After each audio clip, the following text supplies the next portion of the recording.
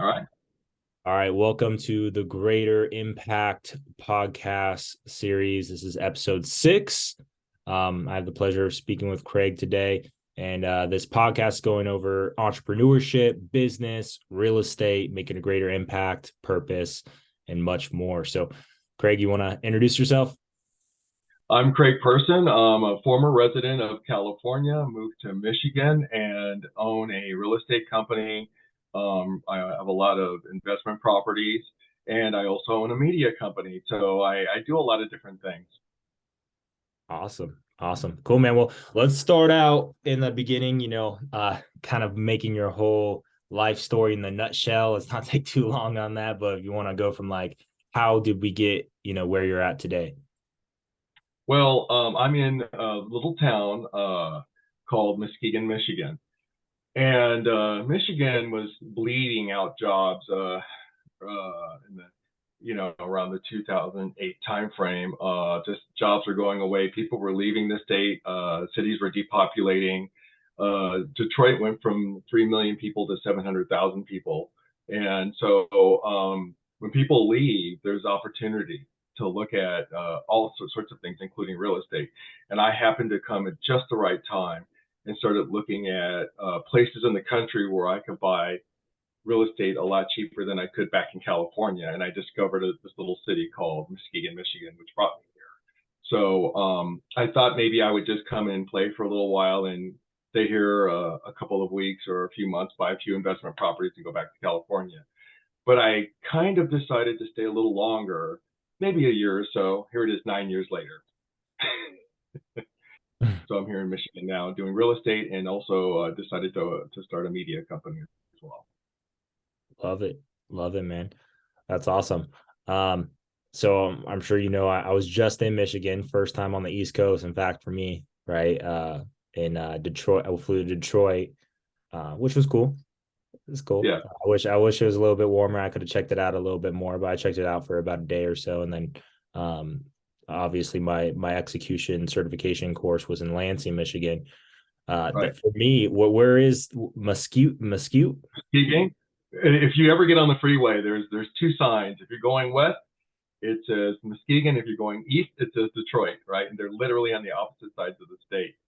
So if Okay. you're in Lansing, you would jump on the 96, which is the main two-lane freeway on one side and two-lane on the other. Yeah. Not like California traffic, and it heads west. And when you end at the lake, that's where Muskegon's at. There's Okay. no can't go further than that. So it's like the west part of Michigan. Yes, it's the west side of Michigan. Awesome. What's the population there? It's about 36,000 people that live here in this little city. And we've got billions and billions of dollars of new investment coming in. They're constructing resorts and marinas and doing high tech developments. And it's positioned to become the little Silicon Valley of West Michigan because there's so many cool things that people don't know about. The Perseverance rover that's on Mars right now, those bearings and part of this assembly was built right here in Muskegon, Michigan. It used to be more millionaires per capita in this city than any other place in the country. And so it had that long tradition of commerce and everything, and it just imploded economically. And now it's one of the fastest recovering economic zones in the entire state of Michigan right now. Wow. So I landed in the right place, and I couldn't have imagined doing that. I kind of just threw a dart, and wherever I landed, ended up landing in Muskegon, of all places. It's awesome. It's fire. Cool, man. So what did you do before you like in California? What are the different professions or jobs or businesses did you do when you're in California? Did I do? I was a global risk management manager for a manufacturing company, electronics manufacturing company, Hmm. which they had a presence in almost every continent and all over the place, from Ukraine, which is now at war, to all Eastern Europe and Romania and all of Europe, and so it took me to Sweden and France, and I have a presence in India. So they do contract manufacturing for other companies, right? So if you're using a cell phone, they may have manufactured it. And I did risk management, which means I would go in and look for both de-risk people coming in and being able to do something inappropriate with data collected, hack into our systems, from internal problems of people doing that to financial risks that are associated with that. So I had a big footprint in the company that I had to work with and to mitigate risk. Just it kind of affected my real estate investing because I'll give you just a really quick example, and I'll let you jump back to your question. Yeah. When I moved here, I bought a 4-unit apartment building, and I'm going to tell you how I did it for $5,000. A friend of mine bought a 4-unit apartment building in South San Francisco for about $4 million. Imagine the difference in down payment. My down payment was the whole thing. It was the price of a used car. That building is probably worth upwards of $500,000 now. So I went from $5,000 to $500,000 in value and in equity. And it's full equity, so I don't owe it. I don't have any bills associated with it. All the rehab work costs about $140K to get it all done. That left a huge impression on me. Maybe I should stick around a little longer. And I'm cash flowing more than my friend is after he's done servicing his loan in South San Francisco. That makes sense. Yeah, because we're talking about, just a little bit, because I have a lot of real estate agents. I just got off an execution call with a real estate agent. Right before that was an execution call with a mortgage loan officer. So a lot of mortgage loan officers, a lot of real estate agents, or aspiring people to get into real estate investing are going to be watching this. To kind of break down what you just said, how it's processing in my head is $5,000 down. You own the property. Now it's a fourplex, right? So 4 people can pay rent for it. Right. And then so because you're not financing it, you're not paying a loan on it. Whatever they pay is pretty much in your pocket, right? Right. And then the person in San Francisco, $4 million, right? And they got to finance a lot of that. The rent's way more expensive. Those people are paying a lot more to live there in San Francisco, but because they have to pay that loan, the profit isn't even as much as your full take home in Michigan, right? No, but you're also talking about this massive down payment to get into that, right? So that locks up whatever free cash you have. That same money spent here in Michigan goes a lot further. And have you noticed all the bad weather that's going on the West Coast and everywhere in the country right now? It's just the weather is extreme, and people are getting kind of surprised by it. Along with all the things we've been through, COVID and everything else, people are starting to realize being shut in a small apartment, paying $4,000 and $5,000 a month for a tiny apartment with no yard, on top of people with no parking out front, is different than owning your property free and clear, and then taking your excess money and buying a few investment properties, and all of a sudden you can live off of that and run your own business. And a lot of people want to start pursuing their dreams these days. COVID made people realize I'm giving all my talents away to big corporations. I'm one of those people, by the way, that had that realization. So they're looking for an affordable place that's developing, where they can plant their seed, or they can pay less taxes, where they can, look to see their investment immediately start profiting. The return on the investment on my building is about $140K with the rehab and the purchase of the building all together, which I funded with cash. So it's about a 2.5-year return on my investment to get 100% back. It's awesome. Which is not bad. Not bad. Yeah, for sure, man. And were you born in the Silicon Valley? I was born in LA. LA. And then when my dad moved up there when I was 2 years old, and I've lived my whole life from 2 years old onward until I moved here in 2014 to Michigan. And I lived in San Jose for about 2.5 years. I lived in LA for a year or two. Plan on moving back. I know you're gonna be like, man, don't. But plan on moving back. No, I wouldn't say that at all. I my heart's still there. My heart is really still there in San Jose. Yeah, I understand the process of where you're coming from. And I mean, as you age too, your priorities become different, right? And so when you're when you're thinking about retirement or chasing your dreams or, all of this, it might make more sense versus when you're younger and you're chasing opportunities or different things you're not necessarily thinking about those different things that kind of probably plays a role why you stayed in California as long as you did. And then when you got older and you saw the opportunities, that's would you say that played a factor in how you went about making decisions? Yeah. Well, it's not only age, you also have to add in what it was like when I was perhaps your age, right? Yeah. They didn't have social media, they didn't have Zoom. We're on Zoom right now, right? Yeah. How would we do this in the past, right? We'd have to be in a big studio and have satellites involved. It would be almost unaffordable for you Yeah. and I to do this. So now we have Chat GPT, we have all this automation.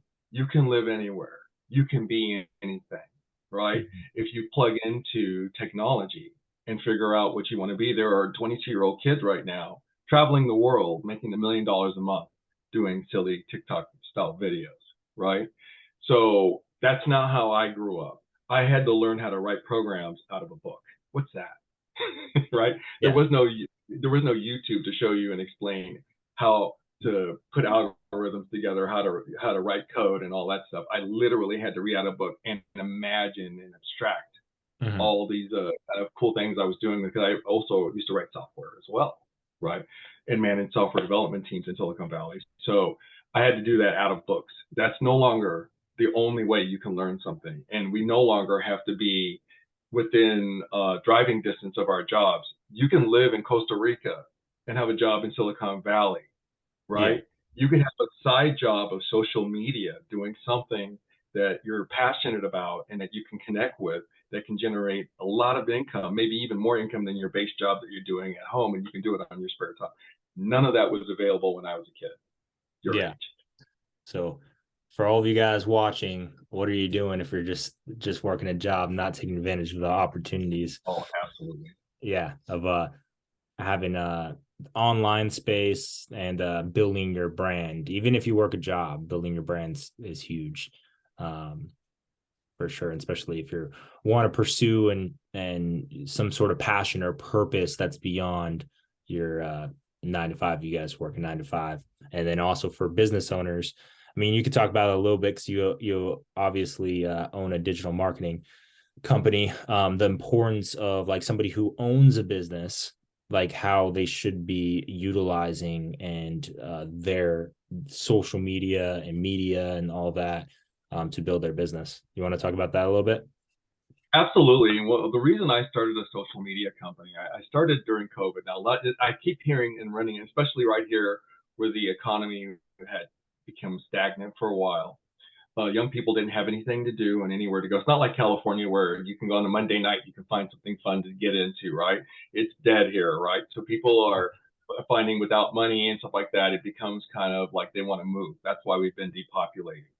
But what happened during COVID is people reconnected with their passion. A job takes that away, makes you what they want you to be. But when you're able to think about, well, maybe I should do that crazy idea I was just thinking about yesterday, right? Yeah. I see a lot of resurgence of all that happening.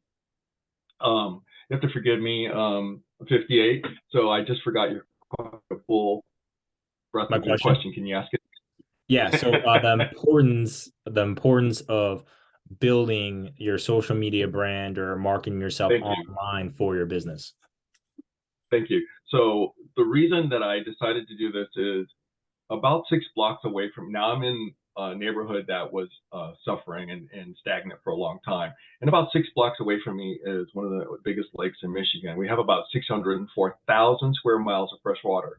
And the entire lakefront was dotted with companies that were polluting the lake and removing access to the people who lived here. So there was no access to the lake. People were cut off, and then they became cut off economically. So when I got here, that began to change. The people who own those companies started selling. The cleanup happened. Now the lake has been certified as clean, and now the companies are gone. And you can see the lake now, and that's changed. And so they created what's called, I don't know if you've heard of this, Devin. Have you heard of Opportunity Zone? Opportunity Zone, is it a company? No. Okay, so let me explain it really quick. Um, the previous administration came up with a tax incentive for big developers to come in areas that they wouldn't touch before and say, if you invest in these areas, we will zero capital gains at the end Okay. of that, right? So if you follow all the rules and create the right funds for it, then it's called an opportunity fund. It costs about $25,000 to build an opportunity fund. But once you have it and you use it in the development here in this area right next to the lake, there's an example of 1 out of 4 or 500 opportunity zones that are in our country. Then you pay after 10 years zero capital gain. Mm, And they give you a 6-year moratorium if you sell something to invest in this zone. So you defer your capital gains for 6 years, and you only pay 90% of that capital gains after the 6 years. So you can actually sell something, not have capital gains, have it go into one of these economic zones, and have it work for you for 6 years before you have to pay it, right? mm, And then after 10 years, the new value that you've appreciated in whatever development you've done pays zero capital gains as well. Well, how big is that? Well, I'll tell you how big it is. In a city where you could drive everywhere and you're like, oh my gosh, this city is barely making it. It's turned into a mecca of big development coming in. So in just one little sliver of our lakefront, 6 blocks away from where I'm at right now, they're spending $500 million on new development on the lake with new marinas, and it's all high-tech development stuff you won't see even in Silicon Valley is happening right here.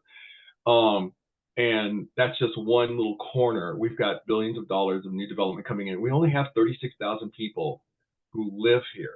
So imagine how much money is being spent per person that's here, right?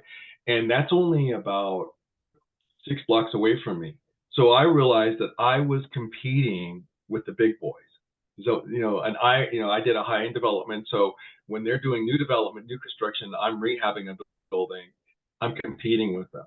And I realized that one way to possibly learn some of their secrets and understand what they're doing is by promoting them. So I came up with a strategy called promote your competitor. And mm. they didn't see that coming. So it distinguished me. And because I started doing that, it ended up promoting the town. Investors started reaching out to me. We began to co-brand and interact with each other's followers. And there was a love fest going on during that period of time. So I got invited into their rooms, and they're dealing with attracting capital to their developments, and to sit in on a $250 million development and the bankers and see what's going on and hear the numbers and understand what's happening at a much higher level is powerful. There's just something you can't learn in the classroom by sitting in that room and understanding and watching how they negotiate, how they talk to each other. And it's just an amazing experience. So what it allowed me to do is be able to also compete with them for quality tenants that are coming in that are looking for the same thing. They have lakefront access. I don't. They have lake views. I don't. They have something here called the social district where you can take your alcohol out of a brewery or whatnot and walk out on the street with it. And so you can drink on the street and stuff like that. You can, so they have this kind of almost like Party. a, yeah, yeah, and it's right on the street. So they have Mhm. restaurants, places you can work, and all of that downtown, just 6 blocks away from me. So I need to be able to compete with them. So that's kind of how I did it, which is why I started the media company, and also to inform the residents of all the good things that they don't know about that I'm learning about, and Mhm. distribute the knowledge to small businesses so that they could grow into bigger businesses. Mhm. For sure. That's a long explanation of why the opportunities that come from marketing yourself online and branding yourself, and even some like taking what you said, for example, is like promoting your competitors, and collaborative work, and all the different opportunities that come from it, because you did that and it allowed you to see what your competitors were actually doing, where you could learn from that, and apply it to your own business. So that's Yeah. extremely valuable. What would you say to somebody, because how did you first get started into real estate investing? Did you start before Michigan? Were you in California doing investing? Give us a little history about that. we're all kind of real estate investors, and what, especially when you buy your first home, that's an investment. And when Hmm. you live in Silicon Valley, I think I bought my first home for 187 and sold it for two something, two or three something in the course of 2 years, right?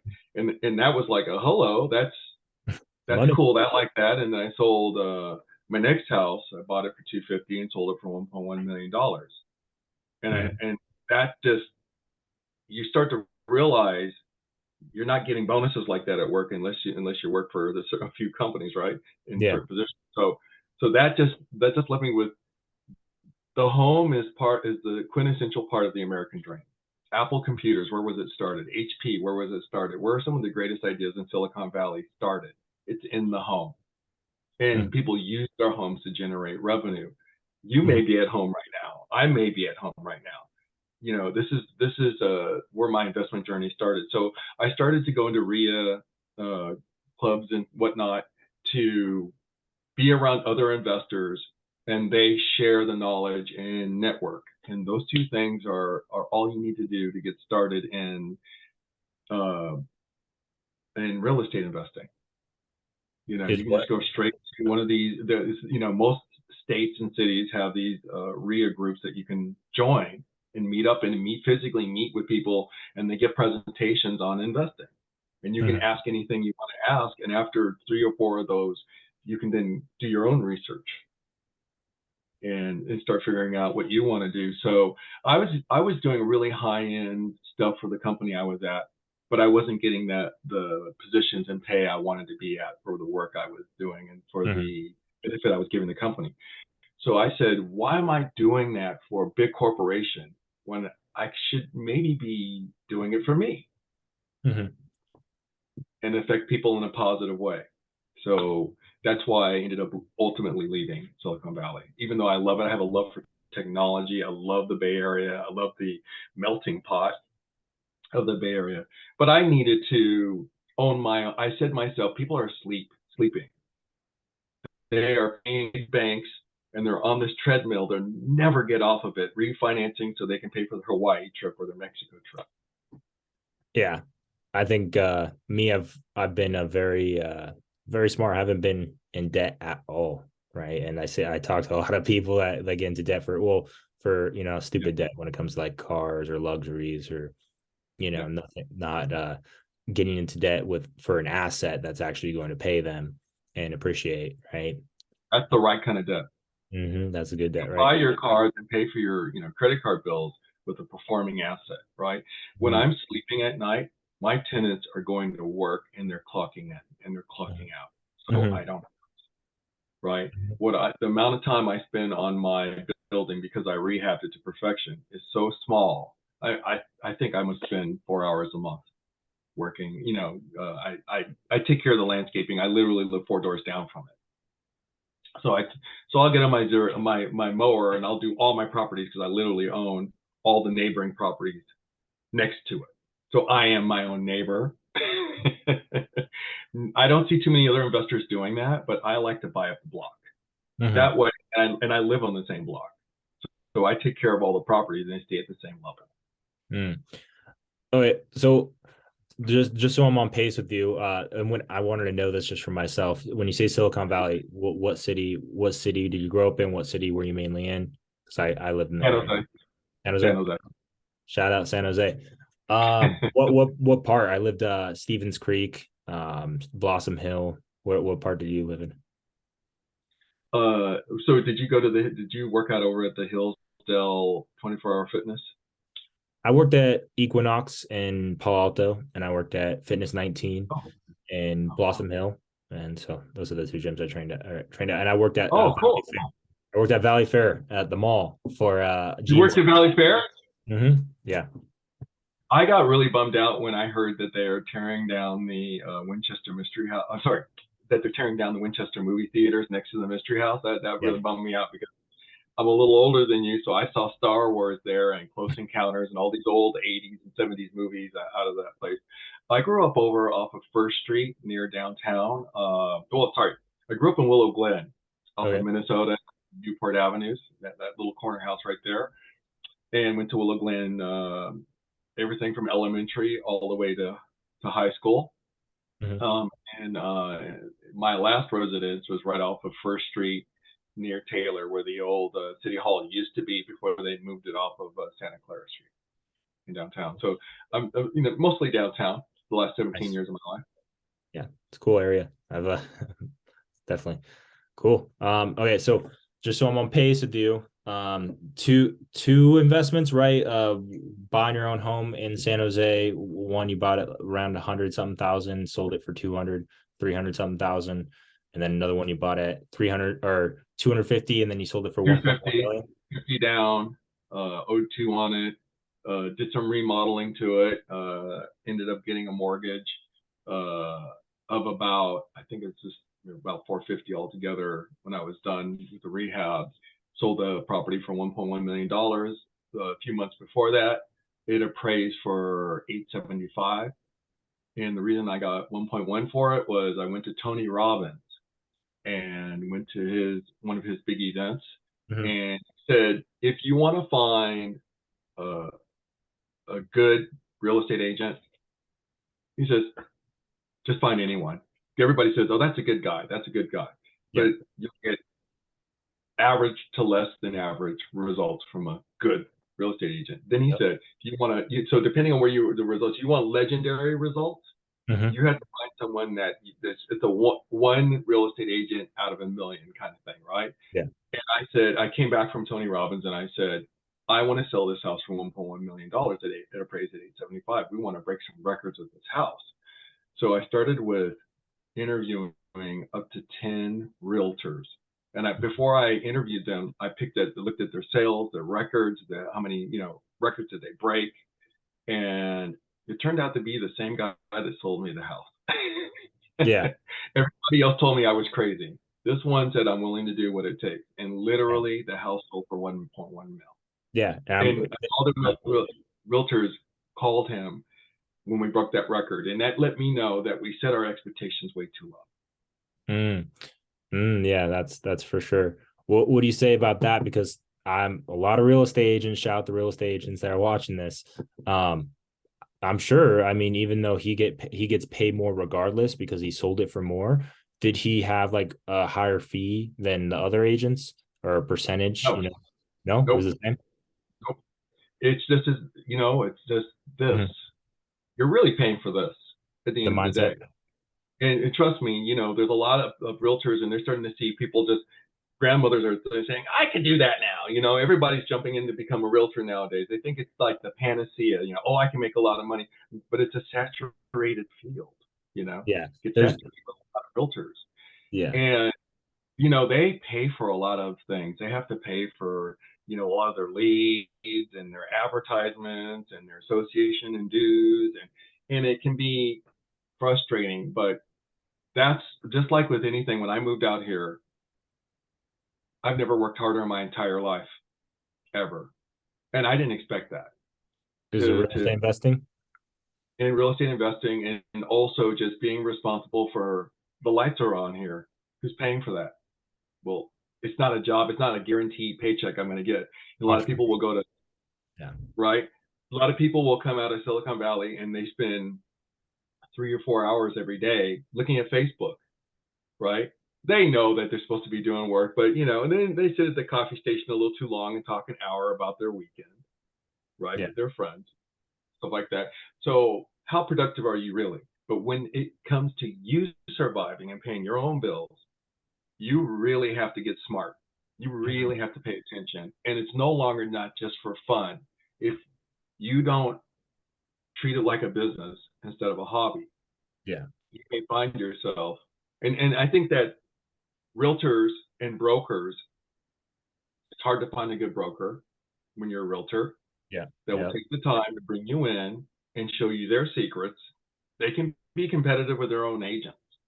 Mm-hmm. So it's being a realtor to me is like running your own business. You're going to have to be Yeah. competitive, you have to work hard, you Yeah, know. I talked to hundreds of realtors, and there's even specific markets that like right now I just got off a phone call with a realtor that in Huntington Beach, Orange County, right, Los Angeles area. Yeah.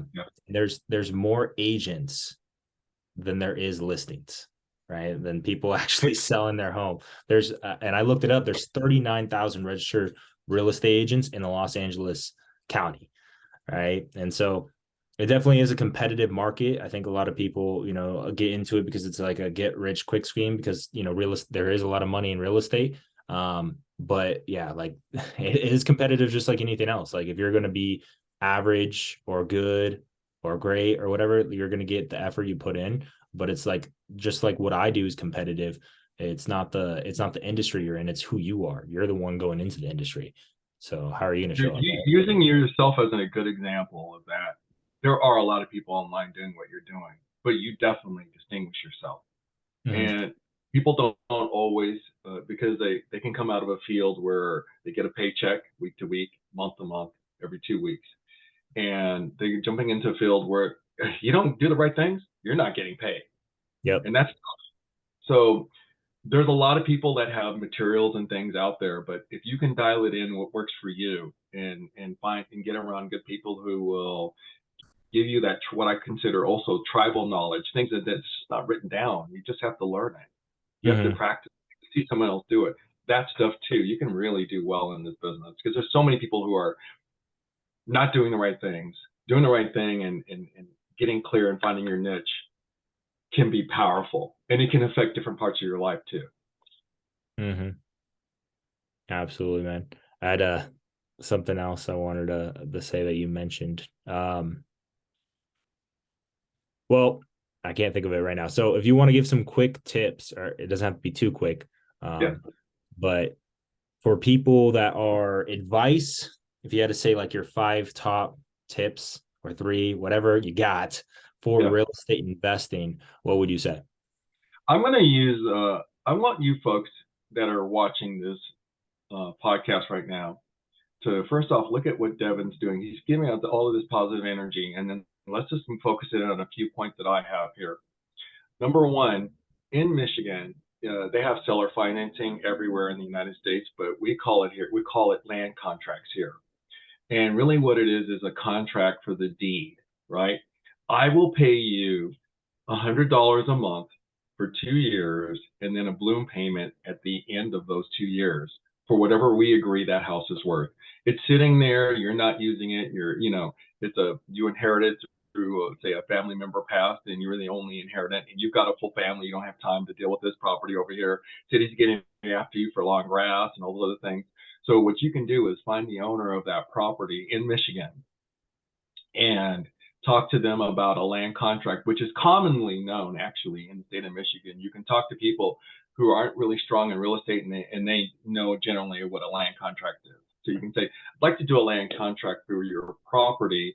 And one thing I love about land contracts, you can go to a bank and get a loan, or you can go find the property that somebody else has already obtained through some method. And typically they're not hard to find. You can find commercial buildings and residential buildings this way. I've seen too many people do this, and they do really amazing things with it. Then you get to negotiate the down payment. There's standards, right, that are out there. We're 20, 30% down, 33% down, yada, yada, yada.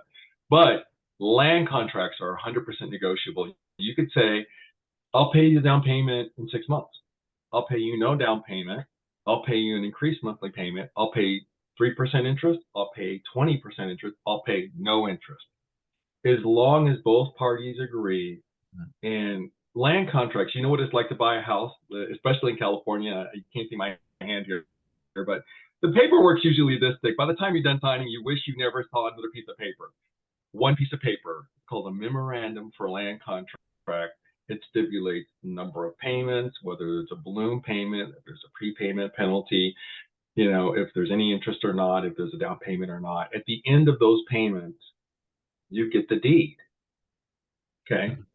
However, when you sign the land contract memorandum, you have something called equitable title, which means the city's going to treat you like the owner. You're going to pay the taxes. You're going to make improvements to the property.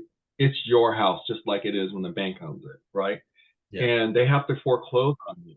So if if you are the owner, Devin, of this house I'm buying under land contract and you agree.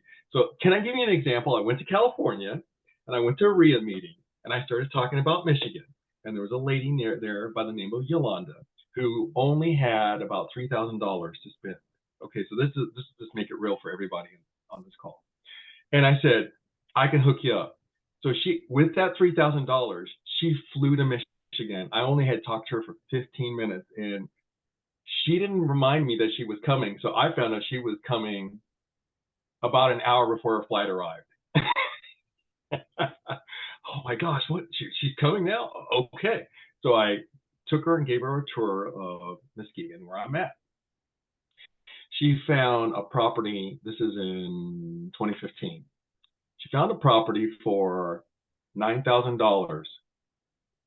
Wow. And she paid $1,400 down, and she paid $140 a month for a 3-bedroom house with a 2-car garage that is now worth probably about $115,000.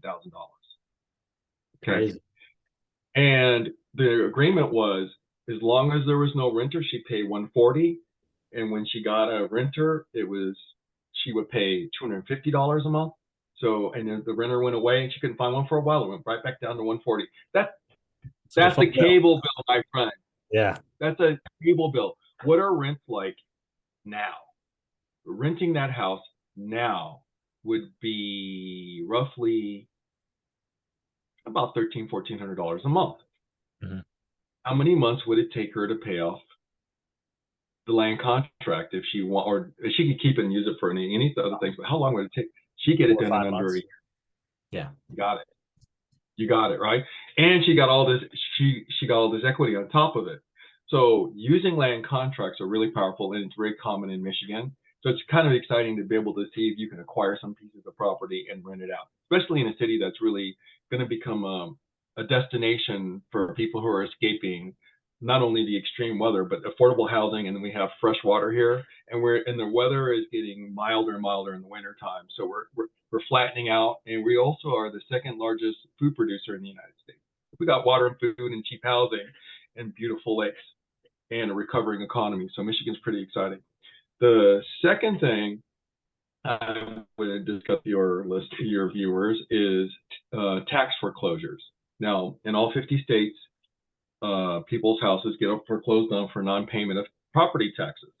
In this state, when you don't pay your property taxes for over 3 years, it goes into tax foreclosure, and the state issues what's called a sheriff deed, which is saying we are taking the property for taxes. So I ended up buying a 4-unit apartment building, 5,200 square foot building, less than $1 per square foot at $5,000. Mm-hmm. So each unit has 3 bedrooms, except for one that has 2. I turned one of the units into a smart apartment, and I put high-end finishes around the whole building. And then I realized that I had neighbors that weren't at the same level. And so as the opportunity came, I just started buying the next house and the next house and the next house, bringing it all up. Reason I also started a media company was to promote the neighborhood and what's going on in it. And I could give tours of not only my houses, but the houses near it. And that created tremendous investment opportunity for the neighborhood. It's now got big investors coming in doing Airbnb, doing all kinds of things. There's really great buildings in this neighborhood. People are really coming in like crazy now. Now, every day, I'm getting people from around the world and from other cities coming in asking me about this particular neighborhood, and they're doing high-end stuff in the neighborhood now, all over the place. So by documenting that, I've improved my own equity, and because I own everything next to myself, I'm just watching it go up and up and up and up. Reminds me of Monopoly. It's saying you can let the market drive you, or you can be the market. Yeah. You can create more interest. You can create equity. You're not just subject to the market system. You can actually push the market to and shape the market as well. And that's what I've done in this particular situation. The third thing, once a property goes into tax foreclosure, it goes up for auction. That's how I was able to get this building for $5,000. I also purchased a duplex for $2,500. I purchased a single family home for $1,400. Not a gimmick. I didn't go take tapes or books. I just found out that tax foreclosures give you this ability, and I went in and tried it, and it works, right? I can help your viewers if they contact me on that. Also, there's something called a land bank. It's a third tip I'll give you. And what a land bank is in the state of Michigan, in many counties and throughout the state, in cities, you will have properties that didn't sell at auction. So the year I bought my apartment building, I think they had something like, they had a couple of thousand houses, and they physically are just there one day to do the auction. And so how many houses sold? I want to say 400 or 500 houses sold that day. Did they have excess houses left over? Yes, they did. That goes into the land bank. At the time I bought my apartment building, I had a young man, 18 years old. Is he 18 or 19? No, he's 21. Sorry, he's 21. He came from California. I met him at a Tony Robbins event, and he wanted to check out Michigan, so I let him stay with me. And so when we found out about the land bank properties, he was able to buy his first home. And I want you to think about it. He's from California too, from San Luis Obispo. And he bought his first home at $110 from the land bank. These are properties that didn't sell at auction, Yeah. right? Now, do we have the same opportunities we had in 2015? No. No. But do we have tremendous opportunities still here? Yeah. Yes. And can you do cash? Can you use your 401k to invest here in Michigan? Can you find opportunities here in Michigan? All day long, all day long, all day long. Yep, Craig, hit him up, guys.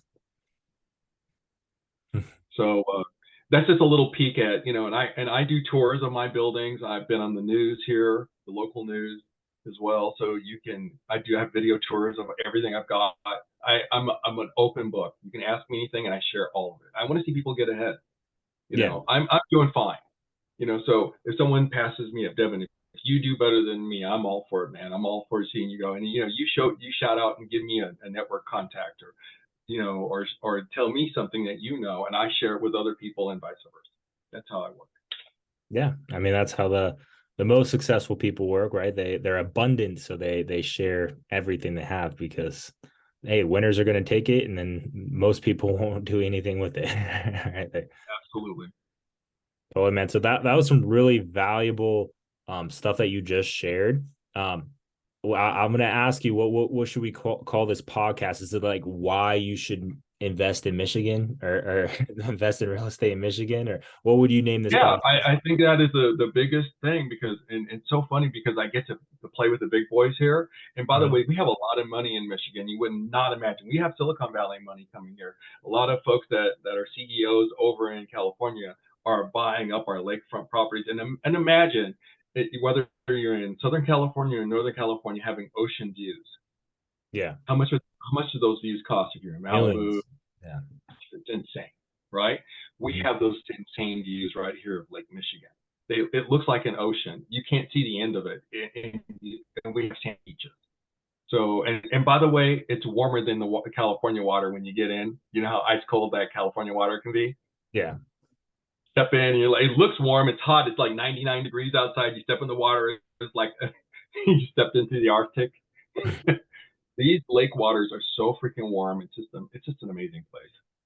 Yeah, man, you're really good at marketing and promoting Michigan. So it's actually, I don't know if that's why we actually got, connected and you're down to do the execution calls. Cause I just got back from Michigan and you knew you're going to be able to, because I know we've talked about this before, but I actually hasn't clicked in my head that like how passionate you are about Michigan. Even I was kind of like, don't even remember that you're in Michigan until we spoke yesterday, and then this podcast you're promoting Michigan like it's heaven. So definitely. Do you want to plug where I have a coaching call / sales call I got to get with the client, talk about execution coaching with him.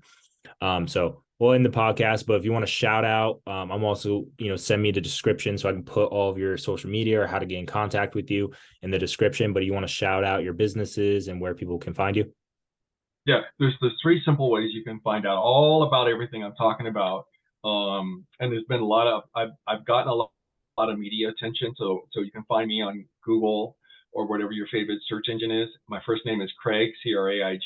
Last name is Person, Person. So just put Craig Person Muskegon. Muskegon is spelled Muskegon. those three magic words in Google, and it all is there. The other way you can find me is to go on Facebook and look for CWC-TV. I started a kind of a podcast way TV. back in 2000 called Coffee with Craig. Mhm. And so this became the Coffee with Craig kind of network platform for me. So CWC is Coffee with Craig -TV. So CWC TV, search for that, follow it. I do high-end programs and editing and production. I'm working with other producers and other people that are doing social media stuff. I'm really hoping that I get to work more with Devin, because you want to know the reason for me that we met is because you are so on top of your game, brother. You are so on top of your game that I couldn't help but to notice it. And I said, there's more behind this young man. He's doing things I wish I could see more young people. And I could see it. I can sense that you're doing something really, really big, and that you're the people that are passionate about what Devin is doing are following you, because you are doing some big things. And I'm a humble person, and I like to learn from all kinds of people, from all kinds of situations. So, and a big shout out to you, Devin. Thanks for that. The other way you can get a hold of me is to look up my other business. It's called Blue House Investment Group. And all you have to do is go to bluehouseinvestor.com. That's bluehouseinvestor with no S at the end.com. And I have videos and media and real estate tips. Everything I'm telling you now goes into far more detail in all those platforms. Awesome. Appreciate the shout out. Appreciate you too, brother. Definitely see you doing some huge things, obviously, from this podcast. And I think everyone listening today is inspired to move to Michigan, and hopefully you are interested in getting in contact with Craig. Yeah, so we're definitely going to put all that stuff in the description for all of you guys that didn't just catch it off the audio. You guys can just look that up right there. I'll be there in the description. And yeah, I appreciate you having you on, man. It was a pleasure as always. I would look forward to possibly having you on again in the future, and I definitely would love to be on your Craig with Coffee TV show sometime. It's going to happen. We'll do it. It'll happen. Yeah, for sure, man. I appreciate it. For all the viewers, the only thing I ask for you guys, other than checking out Craig and getting in contact with him to move to Michigan and start investing in Michigan, is if you got some value from this, guys, just share this video with other family and friends, business partners, people that you think would get some value and want to learn more about investing in real estate, specifically for really cheap and in Michigan. Definitely share that with some family and friends. Appreciate it, guys. Cool, man. Well, I'll talk to you and see you soon. Have a good one, man. Bye-bye.